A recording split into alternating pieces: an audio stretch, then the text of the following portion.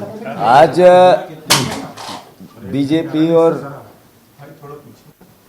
BJP के अध्यक्ष आदरणीय वीडी शर्मा जी ने कहा कि खाद की कोई कमी नहीं है और बुधनी से वीडियो लाकर पब्लिक को डोमेन में लेके आए।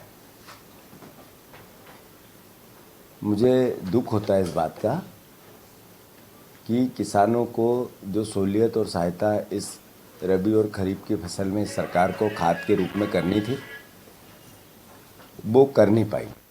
दर दर भटक रहे थे किसान, दर दर भटक रहे हैं किसान। बीजेपी के लोग ब्लैक में खाद बेचते हैं 1200, 1300 का, 1700 और 2000 तक। और बीजेपी के मंडल अध्यक्ष से लेकर उनके कई नेताओं का पब्लिक डोमेन में वीडियो भी आया है और परिस्थिति भी आई, वो चाहे मऊ हो चाहे सेंधवा हो। बुधनी में वो कह रहे हैं खाद की किल्लत है, तो लोगों का पिछली बार 1,08,000 से जीती थी बीजेपी। अगर खाद सही होगा तो 1,09,000 से जीतनी चाहिए। अगर लोग बुधनी में बीजेपी के खिलाफ तो लाजी के किसान के हित की बात, अधिकार की बात, उनके वादे पूरे करने की बात और खाद की किल्लत का असर बुधनी में अद्भुत अकल्पनीय है। वीडी शर्मा जी एक सवाल का जवाब दें कि मध्य प्रदेश में रबी और खरीफ की फसल में कितना डीएपी का आकलन किया गया कि आवश्यकता है। मध्य प्रदेश सरकार ने कितनी यूरिया को लेकर आकलन किया था कि इतनी आवश्यकता है और कितनी डिमांड की केंद्र सरकार से। ये दोनों बातें जरा पब्लिक डोमेन में, और उसके बदले आया कितना।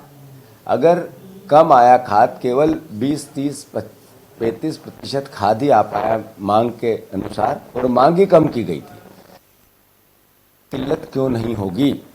ये मैं सोचता हूँ आपको इसके मद में मत थोड़ा लोगों की, किसानों की आंखों में मिर्ची मत झोंको। खाद की किल्लत है और उसके लिए किसान त्राई कर रहा है और इसके लिए दोषी और अपराधी है तो बीजेपी की सरकार। 50 करोड़ का किसने ऑफर किया था, स्पष्ट नाम बताएं।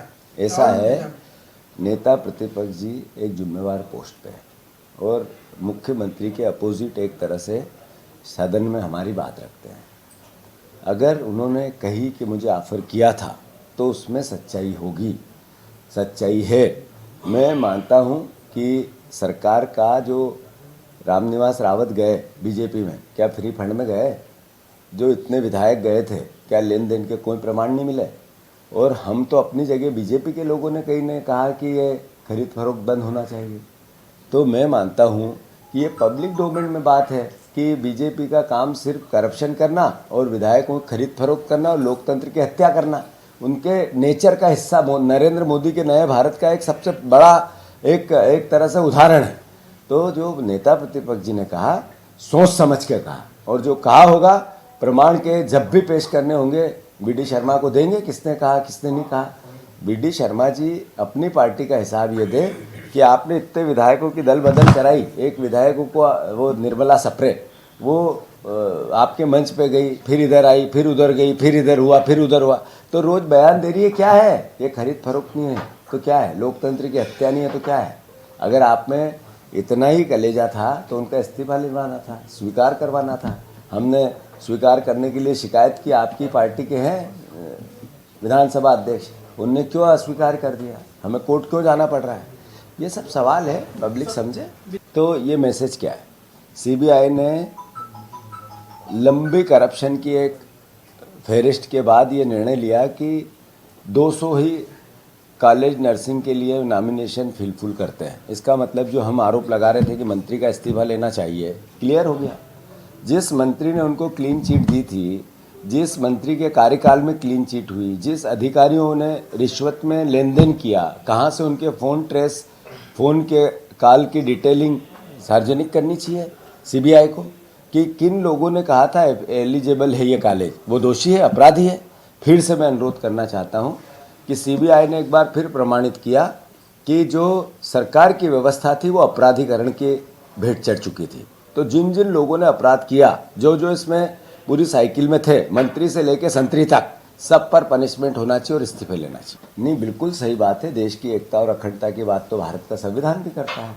पर 10 साल 15 साल के शासनकाल के बाद बीजेपी एक और नेक की बात करती है और भाषण हमेशा कैसे हम नफरत और घृणा और बंटवारा की बात करें वैसा करती है। जैसा राहुल गांधी जी ने कहा कि बीजेपी सामने से अब इस तरह की बातें नहीं करती, पीछे के रास्ते से करती है। संविधान को भी तोड़ने की बात, कमज़ोर करने की बात सामने से नहीं करती, पीछे से करती है। तो नरेंद्र मोदी जी, देश के संविधान की मूल भावना ही देश की एकता और अखंडता है, भारत का भाईचारा बना रहे, हिंदू मुस्लिम सिख ईसाई आपस में है भाई भाई, ये नारा भी नरेंद्र मोदी जी को लगाना चाहिए। इस देश की नीड है।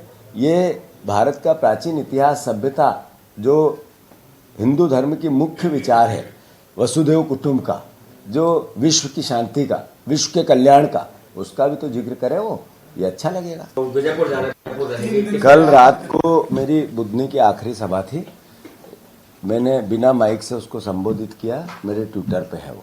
बदलाव है भयंकर, अद्भुत, अकल्पनीय। विजयपुर मैं पहले भी कह चुका हूँ, केवल चुनाव लूटेगी बीजेपी, सरकार और प्रशासन और पैसे से। तो आज से लेके 13 तारीख तक बुधनी के विजयपुर के मैं आसपास रहूँगा। 3 दिन 11 तारीख तक बुधनी में ही विजयपुर में ही रहूँगा, और फिर उसके बाद शिवपुर में, सबलगढ़ में मेरा डेरा रहेगा।